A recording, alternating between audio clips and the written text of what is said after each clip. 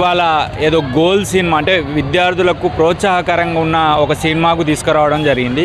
ఇంతవరకు బాగానే ఉంది. అంటే ముఖ్యంగా ఇక్కడ మేము సేవ్ కొత్తగూడెం సేవ్ కార్పొరేషన్గా ప్రశ్నించేది ఏంటంటే, ఒక బస్సులో హద్దుకు మించి విద్యార్థుల్ని దాదాపు 60, 70, 80, 100 లోపు అంటే ఆ బస్సు కెపాసిటీని దాటి పిల్లల్ని ఎక్కిస్తుండడం అనేది ప్రమాదకరంగా మారే అవకాశం ఉంది. జరగరానిది ఏదైనా జరిగితే మాత్రం అది తల్లిదండ్రులకు కోలుకోలేని ఇబ్బంది మారే అవకాశం ఉంది. ప్రోత్సాహకం ఉత్సాహకాలు బాగున్నప్పటికీ ఇట్లాంటి సాహసోపేతమైన ప్రయోగాలు చేయడం అనేది విద్యార్థుల భవిష్యత్తుకు తల్లిదండ్రుల భవిష్యత్తుకు ప్రశ్నార్థకంగా మారే అవకాశం ఉంటుందని చెప్పి ఈ సందర్భంగా మేము అధికారులకు సూచిస్తున్నాము.